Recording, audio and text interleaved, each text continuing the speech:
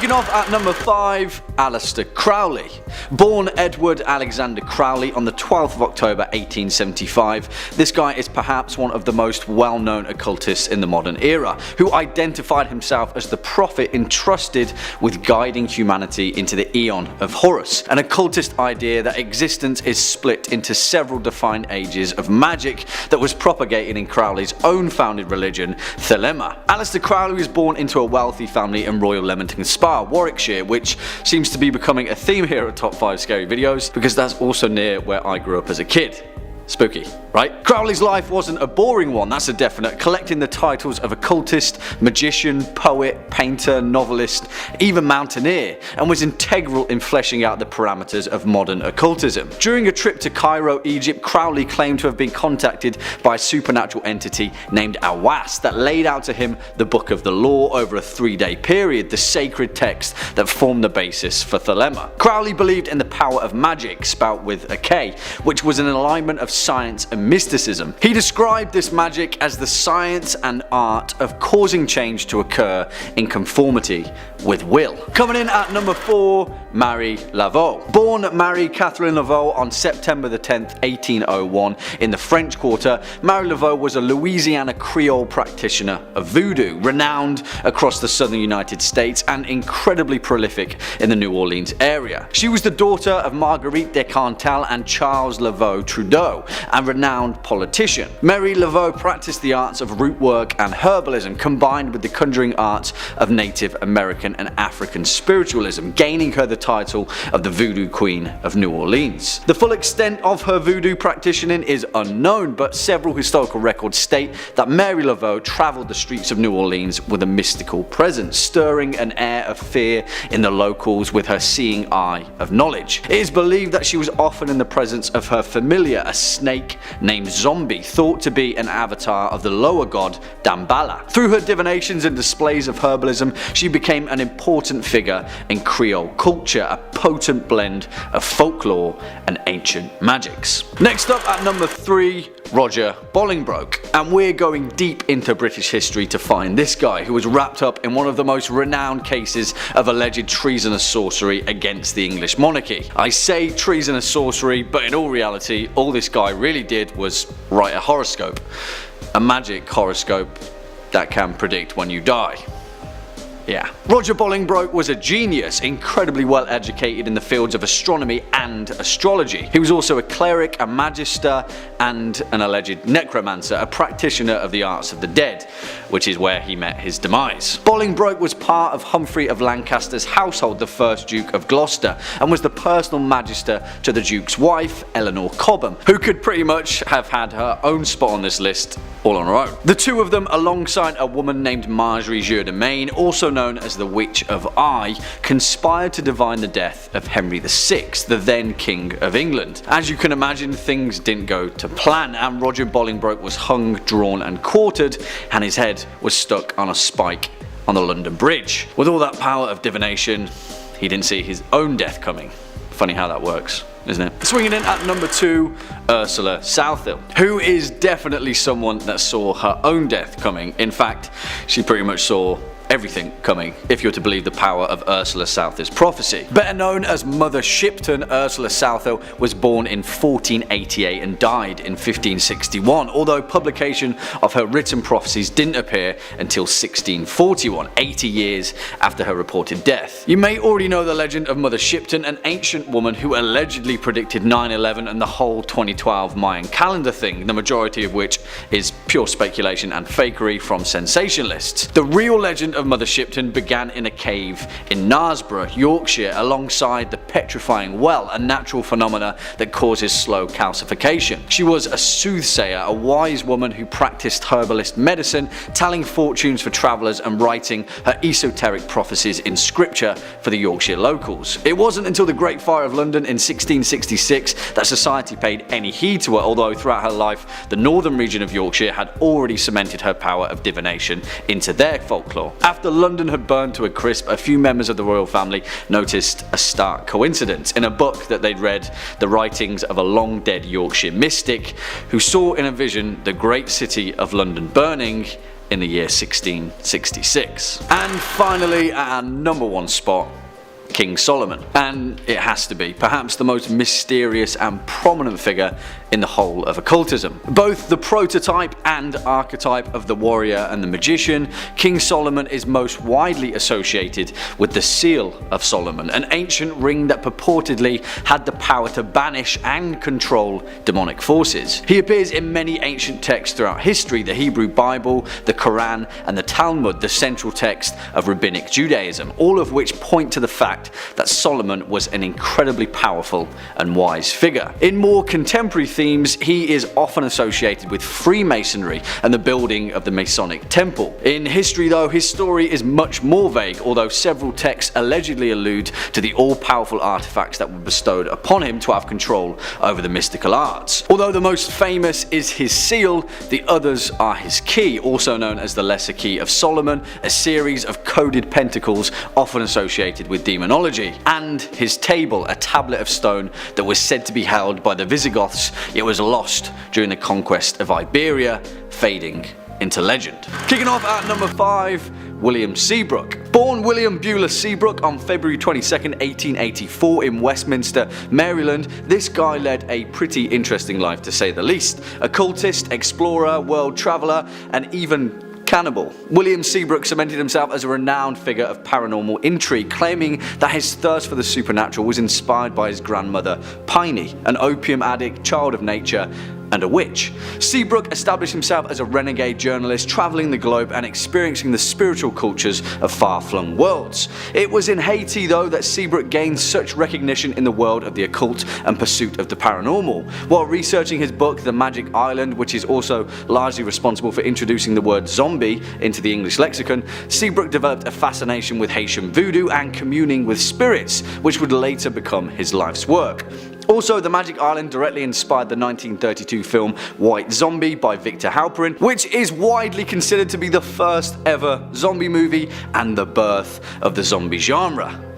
Cheers, buddy. Coming in at number 4, Carlis Osis. Which is a great name, right? Rolls straight off the tongue. Born on the 26th of December 1917 in Riga, Latvia, Carlis Osis is perhaps one of the most notable psychologists to dive deep into the rabbit hole of ESP research, or extrasensory perception. Second sight, visions, precognition, communing with the dead. Whatever you want to call it, Carlis Osis laid the foundation of what was then known as deathbed visions. First studied by British physicist and founder of the Society for Psychical Research, William Fletcher Barrett.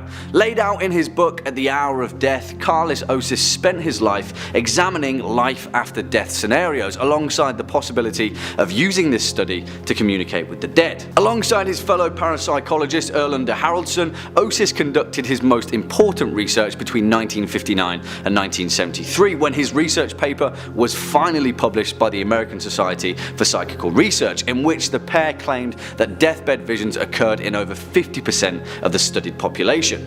Carlis Osis lived to the ripe age of 80, and up until 1997 he was the president of the Parapsychological Association, investigating numerous claims of ghost and poltergeist activity across the United States. Next up at number 3, Frederick BL Blake. Born on the 30th of June 1864 in Marlborough, Wiltshire, Frederick BL was actually a renowned architect, illustrator and archaeologist before he was a psychic researcher. Throughout his career as an architect, no one was really aware that BL was deeply invested into the world of spiritualism and the investigation of the paranormal that was emerging throughout the early 1900s, and would regularly attend seances and visit mediums in an effort to communicate with ghosts. It wasn't until 1907, when he was hired to manage excavations in and around Glastonbury Abbey, that his true motivations began to manifest. Unknown to his employers, Frederick BL was convinced that Glastonbury Abbey, an Anglo-Saxon Benedictine monastery from the 7th century, had been built according to the specifications of sacred geometry, and therefore provided a ley line for communication with the dead. Well, his employers didn't like that thought, and he lost his job. But Frederick BL Blake spent the rest of his life dedicated to paranormal research, becoming a member of the American Society for Psychical Research and exploring the realm of psychic archaeology. Swinging in at number 2, Monty Summers. And a man who led a very very intriguing life to say the least. Born on the 10th of April 1880 in Clifton, Bristol, Augustus Montagu Summers was essentially a self-styled medieval witch hunter and vampirologist dedicated to chronicling the dark forces and supernatural occurrences of the Western world. Oh, and also he was a priest. Let's not beat around the bush, old Montagu Summers was a pretty eccentric dude, and he was criticised and mocked by many of his contemporaries for his proficiency to dress in a black cassock and cloak, buckled shoes and shovel hat, parading himself around 1920s England, clutching tomes on vampirism. However, the reason that he makes this list is for his decision to translate the 15th century witch hunter's manual, Malleus Maleficarum, also known as the Hammer of Witches, into English in 1928. He spent the entirety of his life producing works of literature such as Witchcraft and Black Magic, The Werewolf in Lore and Legend, and The Vampire, His Kith and Kin, which greatly helped to lend credence to the idea that folk legends, paranormal investigation, and the practice of the supernatural were worthy of academic study. And finally, our number one spot, Harry Price. A guy that was just as likely to punch a ghost in the face as he would a fraudulent spiritual medium. Harry Price was the living equivalent of Harry Dresden without the magic. Born in London in 1881, he was a ghost hunter extraordinaire, making a career out of exposing fake psychics and spiritualist mediums that were sweeping across the Western world at the time. Yet his all-consuming passion and life work was the investigation of paranormal phenomena, and he approached it with great capability while debunking the fraudulent around him. His first major case came in 1922 when he exposed the spirit photographer William Hope as a fraud, and later would expose the likes of Eileen J. Garrett, Frederick Munnings, Frank Decker and Rudy Schneider, all of which proved to add credence and credibility to his own paranormal investigations. The most famous being his publicised investigation of the Borley Rectory in Essex, which at the time was considered the most haunted building in England. Still to this day, Harry Price is considered one of the most valuable and genuine researchers of paranormal occurrences throughout the modern age. Good job, Harry. Number 5. Zach Bagans. Famous ghost hunters have left quite the mark on our understanding of the paranormal, and one such figure is Zach. Known for his work on the popular TV series Ghost Adventures, he has become a prominent investigator in the world of the supernatural. Zach is the host, lead investigator, and an executive producer of Ghost Adventures, and with his paranormal investigation team, travels to domestic and international locations rumored to be haunted in search of evidence proving the existence of the supernatural. After graduating from film school in Michigan, Zach moved to Nevada to pursue a career in documentary filmmaking. There he met fellow Ghost Adventures investigator Aaron Goodwin, and in 2004 Zach founded the world's largest paranormal organization, the Ghost Adventures Crew, which consists of thousands of members. His approach to exploring the unknown has both captivated and polarized audiences. Zach and his team tend to travel to reportedly haunted locations, armed with an array of gadgets like EMF meters, spirit boxes, and night vision cameras. His mythology combines scientific instruments with the experimental, encouraging entities to communicate through these devices. While skeptics often question the validity of such tools, Zach approaches each investigation with unwavering belief in the existence of the paranormal. In his many years as a ghost hunter, Zach has confronted a variety of supernatural phenomena, from apparitions and electronic voice phenomena, or more commonly known as EVP, to shadow figures and poltergeist activity. His encounters often involve him and his team experiencing unsettling events firsthand. These experiences can be intense, and some argue that they occasionally verge on sensationalism, blurring the line between investigation and entertainment. Zach isn't without his controversies, though. Critics have accused him of exploiting the suffering of entities and trivializing the field of paranormal research. The question of whether his shows are truly investigative or merely sensational entertainment remains, a subject of debate, myself included. Regardless of the controversy though, Zach has undoubtedly made the paranormal world much more accessible to the general public. His passionate pursuit of the supernatural and willingness to dive headfirst into the unknown have drawn millions of viewers into the mysterious realm of ghosts and hauntings. He's played a pivotal role in popularizing paranormal investigation and fostering a growing community of enthusiasts eager to explore the unexplained. So while Zach might not be universally embraced by the skeptics or purists within the field of paranormal research, he undeniably stands as one of the most recognizable and influential ghost hunters in recent history. Whether you're a believer, a skeptic, or, like me, somewhere in between, his impact on the exploration of the supernatural world can't be denied. Number 4. Grant Wilson. Known for his role on the TV series Ghost Hunters, Grant has definitely left a mark on the realm of paranormal investigation. His path to becoming a renowned ghost hunter was one filled with curiosity, skepticism, and a passion for unraveling the mysteries of the unseen. So Grant, along with his partner Jason Hawes, co-founded the Atlantic Paranormal Society, or TAPS for short, back in 1990. Their mission was clear: to investigate and document reports of paranormal activity using a scientific and logical approach. Unlike many other ghost hunters who relied heavily on mysticism, these two brought a refreshing dose of skepticism and methodical investigation to the field. Their TV show Ghost Hunters, which premiered back in 2004, became a sensation. It allowed viewers to witness their real-time investigations of supposedly haunted locations, adding a sense of authenticity to the paranormal game. Wilson's calm and, methodical demeanor balanced out the tension and suspense of the investigations, earning him a reputation as a rational and level-headed investigator. One of Grant's key contributions was the use of common-sense explanations and debunking techniques. He approached each case with a debunk-first mentality, aiming to rule out any logical or scientific explanations before considering the paranormal. This approach resonated with both skeptics and believers, as it offered a more balanced perspective on the unexplained. Now, over the years, Grant and his team encountered a wide range of phenomena, from mysterious voices and unexplained shadows to full-bodied apparitions. Their investigations took them to various iconic locations.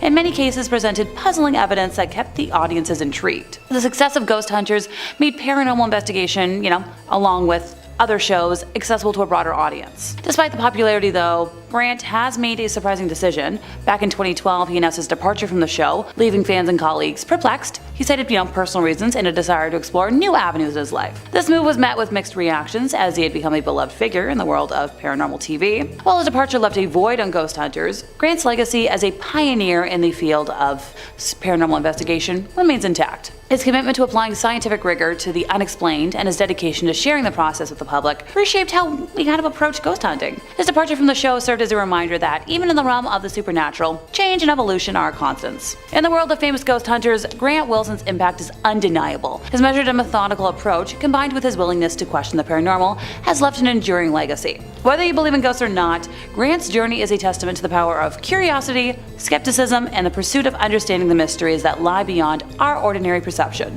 And so, in the realm of ghost hunters, Grant Wilson stands as a figure who encouraged us to question the unknown, always searching for rational explanations before embracing the paranormal. His journey, like the investigations he conducted, reminds us that even in the shadows, there's always light to be found. Number 3. Amy Bruni. Venturing into the intriguing realm of, famous ghost hunters, we encounter the remarkable journey of Amy. So with a background in hospitality management, she might not be the most conventional choice for a paranormal investigator, but her experiences have made her a prominent figure in the field. Amy is perhaps best known for her role on Ghost Hunters, where she worked as an investigator and co-host. I don't think I need to explain the origins of the show again, do I? So Amy's calm demeanor and analytical approach brought a refreshing perspective to the often, sensationalized world of paranormal TV. What sets Amy apart though is her empathetic approach to ghost hunting. She's not just there to collect data or debunk phenomena, she aims to understand the spirit stories and histories. Her background in hospitality has taught her the importance of human connection, and she often seeks to establish a rapport with the entities she encounters. Throughout her career, Amy has explored numerous iconic and supposedly haunted locations, from historic homes to abandoned asylums. The investigations have yielded a wide range of experiences, from unexplained noises and ghostly apparitions to compelling EVP recordings. And while some skeptics remain unconvinced, there's no denying that Amy's work has resonated with those open to the idea of paranormal encounters. In addition to her work on Ghost Hunters, Amy has continued to investigate the unknown through other projects and her own organization, Strange Escapes. Her goal is not only to explore the mysteries of the paranormal, but also to share her experiences with the public through events and tours. Amy's journey through the world of ghost hunting serves as a reminder that this field isn't limited to traditional investigators. Once again, her background in hospitality, her empathetic approach, and her commitment to understanding the stories behind the hauntings have contributed to her success. While skeptics and believers continue to debate the validity of paranormal encounters, Amy's work has made the mysterious and unexplained much more relatable to a wider audience. So once again, in the fascinating tapestry of famous ghost hunters in our list today, Amy stands as a figure who brings both her unique perspective and genuine curiosity to the exploration of the paranormal. Her journey serves as a testament to the idea that anybody, regardless of your background, you can find yourselves drawn into the world of the unexplained. In the end, it's the human connection, the stories, and the mysteries that drive us to seek answers in the shadows. Number 2, Ryan and Shane. Right away, my brain reminded me of their iconic "We're here for the cult stuff" catchphrase, because my best friend has been obsessed with this duo since their BuzzFeed days. Oh, what's that other one? "Hey there, demons, it's me, ya boy." That's one I tend to quote at my scare acting job a lot. So when it comes to famous ghost hunters, a newer generation has emerged. At the forefront are Ryan Bergara and Shane Madej. I apologize if I got the last names wrong, I'm just like Ryan and Shane. These two breathed fresh life into the world of paranormal investigations through their show BuzzFeed Unsolved, which was a blend of humor, skepticism, and genuine curiosity that captured the imagination of audiences worldwide. What set Ryan and Shane apart though from everything else was their unique dynamic. So we've got Ryan, the believer. He's seeking to explore the supernatural, while Shane, the skeptic, brings a healthy dose of rationality to their investigations. Their witty banter and opposing viewpoints add an entertaining twist to the, typical ghost hunting formula. It's not just about seeking answers, it's about engaging viewers in the quest for the unknown. BuzzFeed Unsolved used to cover a wide range of paranormal phenomena, from haunted locations and unsolved mysteries to cryptids and extraterrestrial encounters. The show's approach wasn't about proving or debunking, it was about exploring the stories, the legends, and the unexplained events that have fascinated people for generations. Their investigations took them to quite a few iconic places, including the notoriously haunted Queen Mary and the Winchester Mystery House, which I've talked about a lot. Feel free to watch some other videos, they're great. They've encountered, strange occurrences from unexplained noises, chilling EVPs, mysterious shadows, and eerie visual anomalies. The show is as much about the storytelling as it is about the paranormal investigation. One of the show's key strengths was its accessibility. It spoke to a generation that grew up with the internet and social media. Ryan and Shane interact with their audience, involving them in the mysteries they explore. They acknowledge the skepticism and the wonder, creating a sense of community around the unknown. The show's success also used to lie in its willingness to admit when the answers remain elusive. It didn't always neatly wrap up each investigation with a clear conclusion, but it would leave room for the unknown, encouraging viewers to form their own opinions. Hey, in a field where certainty is often elusive, I like, an honest approach. Ryan and Shane have successfully tapped into the zeitgeist of their time, where the line between skepticism and belief is blurred, and where the allure of the unexplained still captivates us. They bring a sense of humor and humanity to ghost hunting, making it more relatable for a broader audience. Hey, whether you're a true believer or a die-hard skeptic, their exploration of the paranormal provides something for everybody. Trust me. In the world of famous ghost hunters, these two have redefined the genre. They've shown that the fascination with the supernatural is as strong as ever, and that it can be explored with a sense of wonder and humor. So nowadays, like many popular personalities, they left BuzzFeed far behind, but now continue their adventures in their own show, titled Ghost Files. 10 out of 10, recommend. Number 1, Andrew Green. So in the history files of famous ghost hunters, the name Andrew Green stands as a lesser known but significant figure. Born all the way back in 1927 in the United Kingdom, Green had a profound impact on the world of paranormal investigation. His story is one of curiosity, dedication, and a relentless pursuit of the supernatural. Green's journey into the realm of ghost hunting began in his teenage years, when he had a series of inexplicable experiences, including a vivid encounter with the apparition of his mother shortly after her passing. These encounters ignited his interest in the unexplained, and he decided to delve into the world of the paranormal. What makes Andrew's story particularly intriguing is that he didn't confine his investigations to the, well-trodden path of haunted houses and spooky locales. He focused on researching and documenting spontaneous and repeatable apparitional experiences, which he referred to as crises apparitions. Green believed that these apparitions often occurred during times of intense emotion or crises, such as when someone experienced a life-threatening situation or was on the brink of death. He spent years collecting and cataloging cases of crises apparitions, aiming to find patterns and commonalities in these extraordinary events. He meticulously documented over 400 cases of apparitions, using his background in research and statistics to analyze the data. His work led him to propose the idea that these apparitions were not mere hallucinations, but represented a form of communication from the other side. Green's dedication to this research culminated in the publication of his book, Our Unseen Guest, back in 1966, which presented his findings and theories on apparitions. The book received both praise and criticism, but it undeniably sparked a new level of interest in the study of these paranormal phenomena. And what's also remarkable about Andrew is he didn't limit his investigations to the supernatural. He was a trained solicitor, which equipped him with the skills to approach these cases with a critical and analytical mindset. His background in law lent an air of credibility to his research and made his work more accessible to skeptics. Despite facing skepticism and sometimes outright rejection from the scientific community, Andrew's work laid the foundation for further research into crises apparitions and other paranormal phenomena. His story is a reminder that, the pursuit of the unknown often requires a steadfast dedication to curiosity, a willingness to explore the unexplained, and the courage to venture into uncharted territory. So in the vast tapestry of famous ghost hunters, he might not be a household name, but his legacy lives on.